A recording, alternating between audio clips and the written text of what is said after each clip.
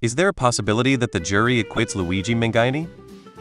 It's possible, you never know what a jury will do. But it seems pretty unlikely. Most people don't think that you should be able to walk around shooting people. Even people you have a legitimate reason to be mad at. Almost none. It's possible that he could find one person willing to use jury nullification.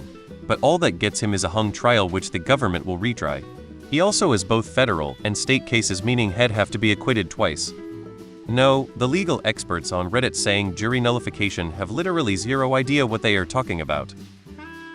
Federal prosecutors win 95 of the cases that go to trial. Most are settled before a trial. My guess he settles and is given 50 years. Or goes to trial and will lose and be given life with no parole or death. Sure, they want though. Despite what Instagram and Reddit comments tell you, most people are anti-murder. You don't get to decide a crime was okay because you don't like the victim. A possibility? Technically.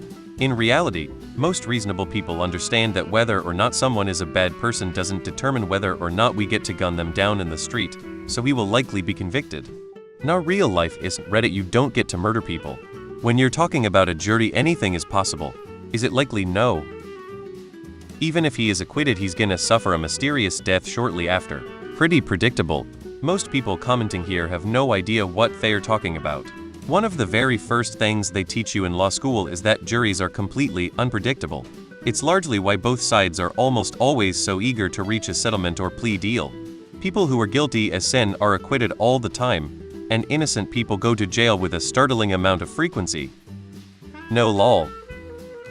After we watched that bitch Casey Anthony get away with killing her daughter, anyone can be acquitted.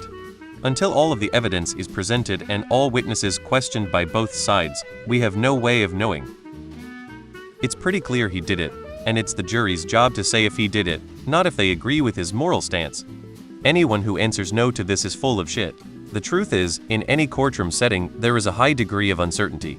This is especially true in a jury trial, and especially true when involving high-profile matters that are the subject of controversy. The public does not know the evidence, and we have no idea how the ordinary humans that will make up the jury will respond to it.